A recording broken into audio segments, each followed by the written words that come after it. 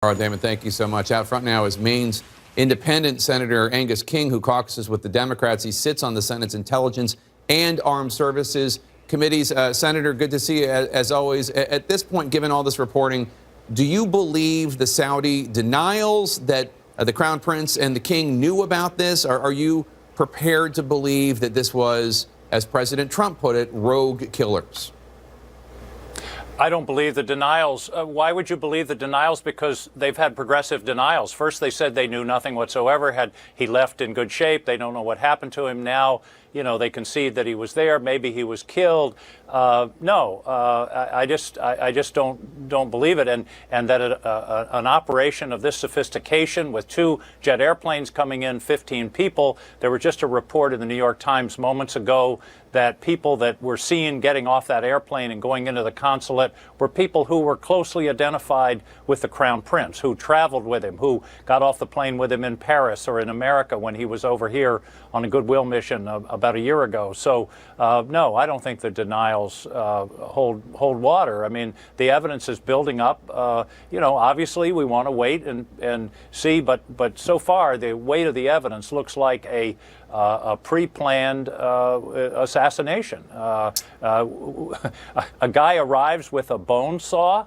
Right. That doesn't sound like an interrogation plan to me.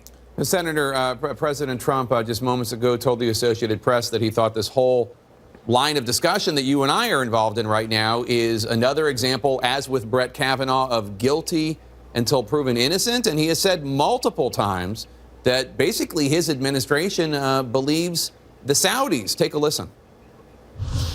They deny it. They deny it every way you can imagine. I just spoke with the King of Saudi Arabia, who denies any knowledge of what took place with regard to, as he said, his Saudi Arabian citizen.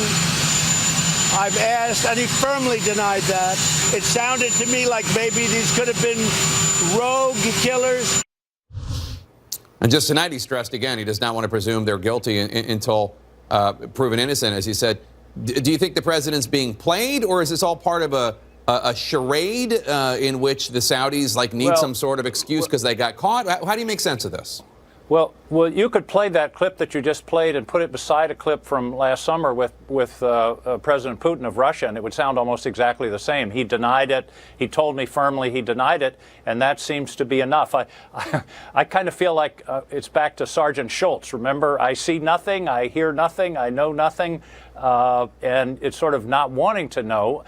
The relationship with Saudi Arabia is complicated. It's important. They're a counterweight to Iran. I can understand the president's reluctance to wade in prematurely, but to basically bless the denials, it seems to me, doesn't advance the course of finding out what actually happened. Let's find out what happened, and then let's move forward. And remember, the Congress, on a bipartisan basis, has already weighed in on this. Bob Menendez and Bob Corker sent a letter to the president under the Magnitsky Act last week that gives the president 120 days to decide whether sanctions should be applied in a situation like this to individuals as well as possibly to the country. So I think there's bipartisan concern about this, and I wish the White House would take it as seriously as it appears to be. And again, I don't know everything that happened, but the circumstantial evidence seems to be building up day by day that this was a planned operation,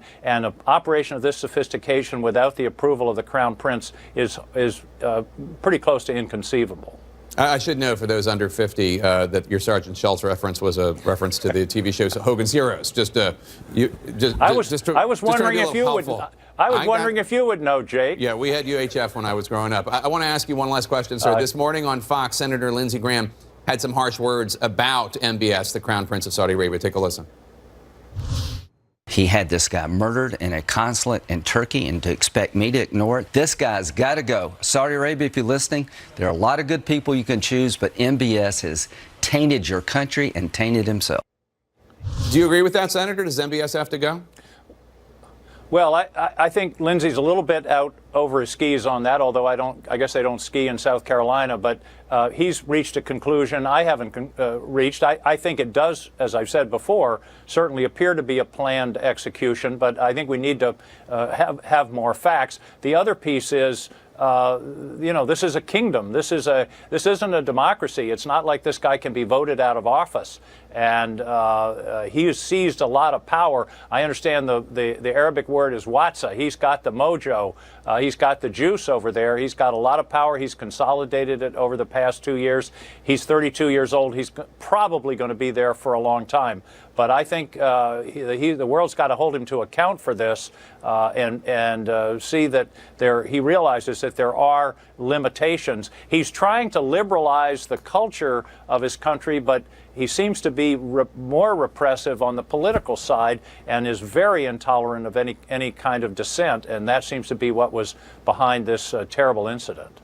Senator Angus King, independent from the great state of Maine, thank you so much for your time, sir. Always good to see you. Thanks, Jake. Out front